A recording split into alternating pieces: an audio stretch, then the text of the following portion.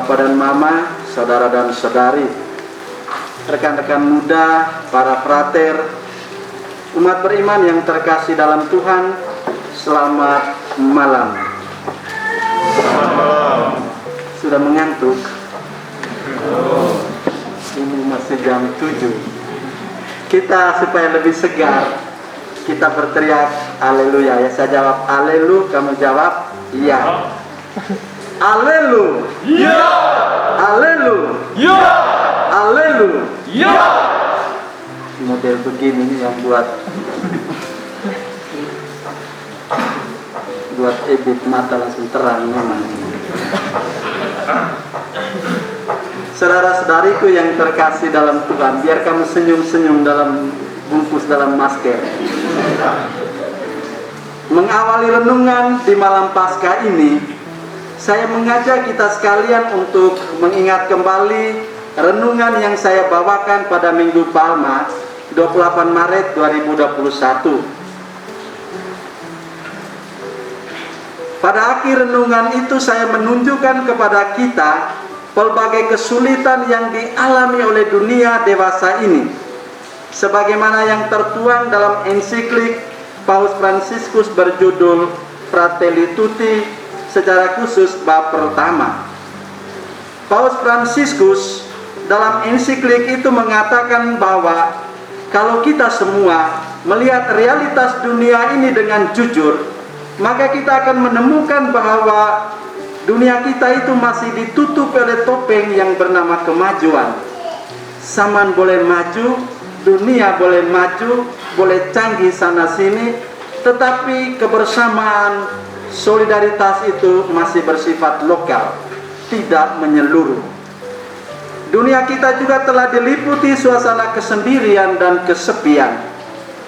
Dunia yang terpenjara dalam dunia virtual dan seringkali mengabaikan realitas lalu hidup dalam sebuah ilusi global. Dunia yang lebih mengandalkan kemajuan teknologi informasi sehingga menjadi tuli dan tidak saling mendengarkan satu sama lain. Lebih dari itu, komunikasi kita hanyalah bersifat superficial dan instan, sehingga tidak ada lagi dialog yang otentik, sehingga menciptakan sebuah kebebasan yang bersifat ilusi. Bebas di hadapan layar, tapi di hadapan sesama kita mati gaya. Akhirnya, dunia kita sekarang telah dibayangi oleh damai palsu, karena hanya digerakkan oleh rasa takut. Takut akan orang lain, akan budaya, akan otoritas dan lain sebagainya, sehingga tumbuh dalam batin kita itu sebuah kegersangan hati. Dan dalam damai yang palsu ini, gerakan mafia dan teror akhirnya muncul di mana-mana. Justru dalam pekatnya situasi yang sulit seperti ini, maka Paus Fransiskus dalam ensikliknya Fratelli Tutti pada bab yang pertama, dia memberi judul Awan Hitam di Atas Dunia yang Tertutup. Ibu dan bapak, saudara-saudari yang terkasih, kalau judul ini Awan Hitam di Atas Dunia yang Tertutup, itu mengandaikan di sana ada sebuah kegelapan, ada situasi katakan sejak kaos, kepekatan dan lain sebagainya. Dan situasi model ini tidak lain adalah sebuah situasi kubur. Di dalam kubur, di dalam makam, itu ada kegelapan dan kepenatan, ada duka dan kecemasan, ada ketakutan dan kegelisahan, bahkan ada rasa yang mencekam dalam kepekatan hati sembari menebarkan aroma kepalsuan. Berbagai rasa akhirnya tak karuan yang muncul lantaran kesulitan-kesulitan ini, sehingga menghantar kita pada situasi kubur, sebuah situasi kehampaan, tanpa makna dan tak berpengharapan. Lalu dalam situasi seperti ini pertanyaan muncul, haruskah kita kehilangan harapan? Haruskah kita kehilangan gairah hidup dan terus hidup tanpa makna dan arah yang jelas? Iman Kristiani, tapi juga keyakinan saya mengatakan tidak demikian.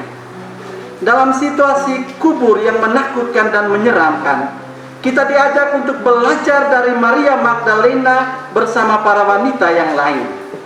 Pas hari Minggu pagi-pagi, mereka berani menembus lorong kota menuju makam, hanya mau mengunjungi Yesus yang telah dibaringkan di sana. Dan rupanya pengalaman mereka mengunjungi makam kosong justru membawa sebuah harapan yang baru. Yesus menyapa Maria Magdalena, dan Maria Magdalena menyapa dia sebagai guru, Rabuni. Dengan menyebut guru atau Rabuni, sebenarnya Maria Magdalena menempatkan dirinya sebagai seorang murid yang terus belajar pada sang guru, yang terus menambahkan harapan pada sang guru. Kenapa? Karena sang guru dia telah bersolider dan dia membawa hidup kepada Maria Magdalena. Bukan hanya itu saja, pengalaman penampakannya setelah kebangkitan bersama para murid yang lain, Petrus, Yohanes, juga 2 murid ke Emmaus. Kisah-kisah seputar pengalaman kebangkitan Yesus sebenarnya mau menunjukkan bahwa di balik gelapnya makam, di baliknya kesulitan-kesulitan hidup yang membuat hidup kita menjadi pekat dan kelam, tidak berarti tidak ada makna.